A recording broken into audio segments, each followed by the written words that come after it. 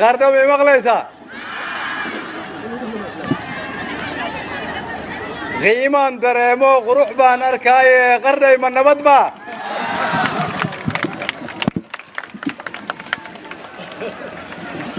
مقالدي دقن كي من نبض با مقالدي البحنمدي من نبض با مقالدي مرتسور كاي من نبض با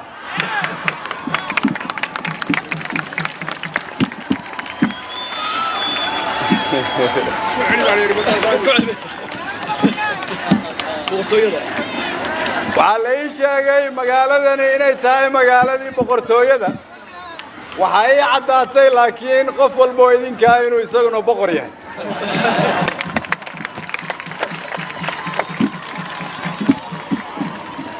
marka ugu horraysa waxaan leeyahay si kaliya laaba aniga iyo wafdiga aan hogaaminayaba waxaan idinkaga mahad celinayaa sida sharafta iyo karaamada leh iyo qadarinta leh oo aad noo soo dhaweyseen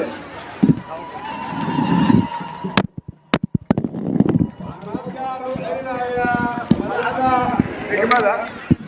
boqorka iyo isimada waxaan mahad gaara u celinayaa madaxweyne ku-xigeenka iyo dhammaan wasiirada waxaan mahad gaara u celinayaa xildhibaanada iyo wasiirada igala yimid magaalada muqdisho waxaan aad iyo aad ugu qanacsanahay ugu faraxsanahay inaad ilaa saaka oo dhan noo taagnaydeen qoraax si aad noo soo dhowaysaan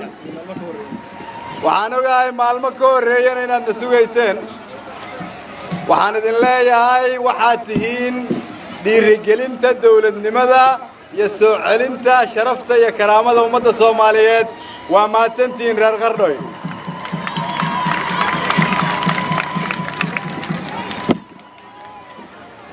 halkan waxaa ka muuqata dad Soomaaliyeed oo dhalinyaro u badan oo jecel dawladnimada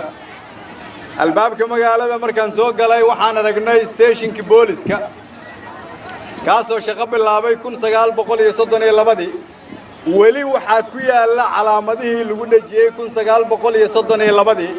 waxay ka turjumaysaa sida aad magaaladiina u ilaaliseen sida aad aamin u tihiin sida aad dalkiina u jeceshiin waxaa kaloo aan ogahay in magaaladani ay degmo noqotay 1930 ilbaxnimadii soo aruuraysay laga bilaabo 1930 waxaad u gudbiseen carruurta aad dhasheen waxay u gudbayeen kuwa ay dhaleen waxay u sii gudbiyeen kuwa ay sii dhaleen weli waxaad maanta taagan tihiin meeshii awoowayaashiin ay ka bilaabeen dawladnimada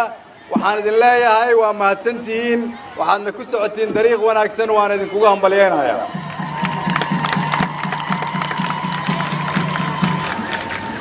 halkan waxaa ka khudbeeyey madaxweynaha oo yidhi markaad halkaas tagtid salaan iga gaarsii shacabka reer Qardho waan idin soo gudbiyey salaantii madaxweynihiina oo idin jecel aniga maanta ka wakiila wixii uu ii sheegay xildhibaanadu ii sheegeen waan arkay waa ku mahadsantihiin waxaan rabaa inaan idin sheego halkan waxaa ka muuqata rajo dawladnimo waxaa ka muuqata rajo sharafeed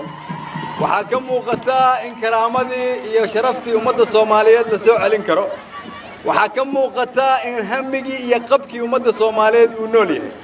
waxaa ka muuqata Soomaalinimadii u soo dagaashay in gumaysi aan iska xoreyno weli inay nooshahay caafimaad qabto qalbi wanaagsan leedahay ayna ku dhiiranayso inay dalkooda dawlad ku soo celiso waxaan idinkugu imid inaan idin sheego dawladdiinnu way idin og tahay waxay diyaar u tahay inay wax idinla qabsato waxna idin qabato waxaan rabaa inaadan mar dambe aqbalinina haddii la idin sheego Soomaaliya waa dal dumay waa dal durburay waxaad leedihiin dalkeennu wuu soo noolaaday dawladdeennu way taagan tahay sharaftii iyo karaamada ummadda Soomaaliyeed way soo noqotay awooddii dawladnimadana waxaa gacanta loo soo gelinayaa shacabka Soomaaliyeed ay ugu hordhayaan shacabka reer Qardho